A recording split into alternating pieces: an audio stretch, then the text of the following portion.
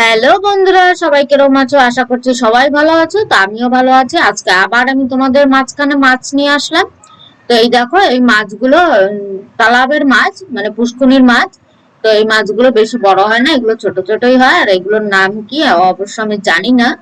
তো এগুলো তো এমনি আমরা তো পুঁটি মাছ বলি, আগারতলায় কি বলে সেটা আমি জানি না।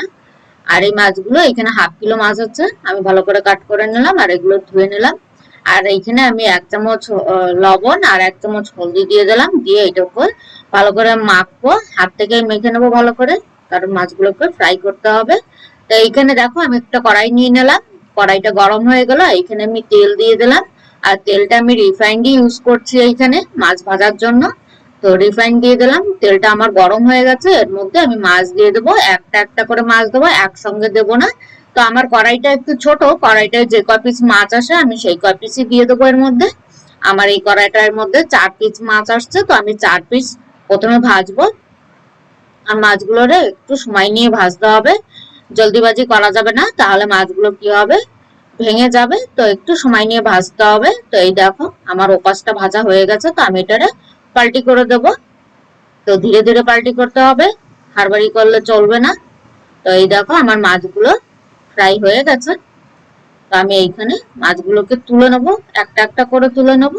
আর এই কড়াইতে যে তেলটা আছে ওর মধ্যে আরেকটু মাছ আছে, ওইটাকে আমি ফ্রাই করে নেবো। তো আমি দেখাচ্ছি না ফ্রাইটা, ভিডিওটা অনেক লম্বা হয়ে যাবে, সেজন্য আমি দেখাচ্ছি না, প্রথমটাই তোমাদের দেখিয়ে দিলাম। তো চলো মাছগুলো ফ্রাই হতে থাক, তত সময় আমি দেখে নিই। এইখানে দেখো 1 টুকরো আমি আদা নিয়ে নিলাম, আর একটা রসুন ছিলে এটাকে ভালো করে কুটে নেবো। আর বেশিরভাগ আমি কুটেই বানাই। আর এই দেখো এইখানে আমি একটা পেঁয়াজ নিয়ে নিলাম বড় সাইজের। পেঁয়াজটাকে ভালোভাবে কুচিয়ে নিতে হবে, বেশি মোটা করলে চলবে না, ভালো করে পাতলা পাতলা করে কুচিয়ে নেবো পেঁয়াজটাকে ভালো করে। আর এইখানে আমি 2টো আলু নিলাম, 2টো আলু একটা কাট কাট করে তোমাদের দেখিয়ে দিই। এই দেখো এইখানে আমি লম্বা লম্বি করে একটা আলুকে 6 টুকরো করে নিলাম। তো 2টো আলুকে আমি 12 টুকরো করে নেবো। তো তোমরা চাইলে অন্যরকম ভাবেও কাটতে পারো। তো এখানে আমি লম্বা লম্বি করে কেটে নিলাম। আর এখানে দেখো ওই কড়াইতেই আমি আবার একটু তেল দিয়ে দিলাম, কারণ আমি এখানে মাছগুলোটা রান্না করব। তো তেলটা দিয়ে দিলাম, তেলটা আমার গরম হয়ে গেছে, এর মধ্যে আমি এক চামচ জিরে জিরে দিয়ে দেবো, গোটা জিরে যেটা আছে সেটাই দেবো এইখানে আমি। তো জিরেটাকে ভালো করে ফুটতে দিতে হবে। তো আমার জিরেটা যে ফুটে গেছে, তো এর মধ্যে আমি আলুগুলো দিয়ে দেবো। প্রথমে আমি আলুগুলোকে ফ্রাই করে নেবো। তো আলুগুলোকে ফ্রাই করলে এর টেস্টটা অসাধারণ হয়। আর তোমরা তো জানোই আলুগুলো ফ্রাই করে বানালে অনেক টেস্টি হয়, কাঁচা আলুতে অত ভালো লাগে না, যেটা ফ্রাই আলুতে যেরকম ভালো লাগে। তো এই দেখো আমার আলুগুলো ভালো করে এপাশ ওপাশ করে আমি একটু ভেজে নেবো। আর এইখানে মিডিয়ামটা হবে, একদম লো মিডিয়ামেই ভাজবো, বেশি হাই করে দিলে পুড়ে যাবে। তো এখানে আলু ভাজা হয়ে গেছে, আর এর মধ্যে আমি পেঁয়াজ কুচিটা দিয়ে দেবো। পেঁয়াজ কুচিটাকে একটু ভাজতে হবে, এটাকে একটু গোল্ডেন কালার করে নিতে হবে। কাঁচা পেঁয়াজ অবশ্য ভালো লাগে না, তো একটু ভাজলে পরে টেস্টটা বেশি ভালো হয়। তো এই দেখো আমার পেঁয়াজ ভাজা এখানে হয়ে গেছে। আর এইখানে যে আমি আদা রসুন গুলো কুটে রেখেছিলাম ওইটুকু দিয়ে দেবো। এখানে কমসে কম আমার 2 চামচ হলো ফোটার পরে আদা রসুনটা। তো আদা রসুনটাকে একটু ভাজতে হবে, নাহলে আদার যে একটা গন্ধ থাকে সে গন্ধটা থেকেই যায় একটু না ভাজলে। আর ভাজলে পরে সেই গন্ধটা থাকে না। তো এইখানে একটু এটাকে একটু ভাজতে হবে, 1 থেকে 2 মিনিট লাগবে ভাজতে, বেশি টাইম লাগে না ভাজার জন্য।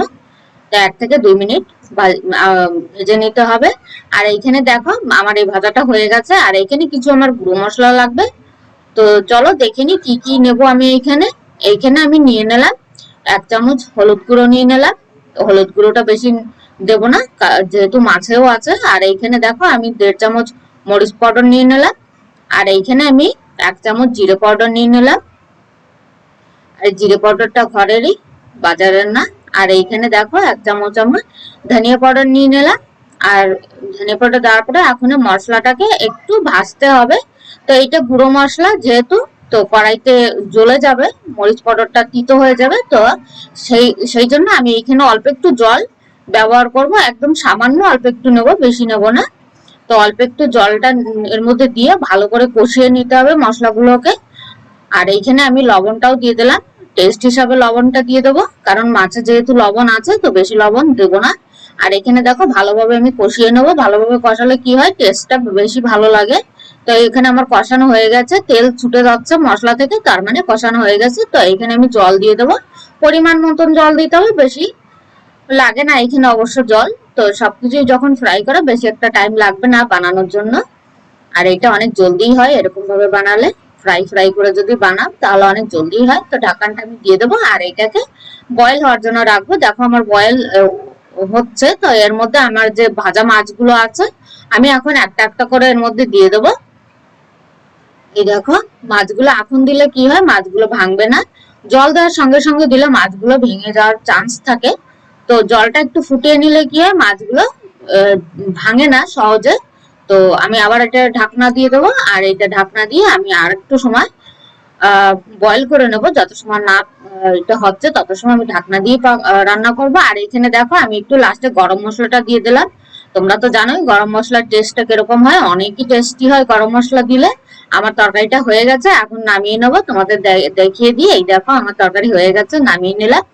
আর তোমাদের এই রেসিপি পছন্দ হলে আমাকে একটা সাবস্ক্রাইব করে দিও, একটা লাইক করে দিও, আর কমেন্ট তো অবশ্যই করো। আর আমার ভিডিও তোমাদের ভালো লাগলে সাবস্ক্রাইব তো অবশ্যই করো। তো চলো আবার ঘুরে ফিরে আসবো আর একটা ভিডিও নিয়ে, তত সময়ের জন্য বাই বাই।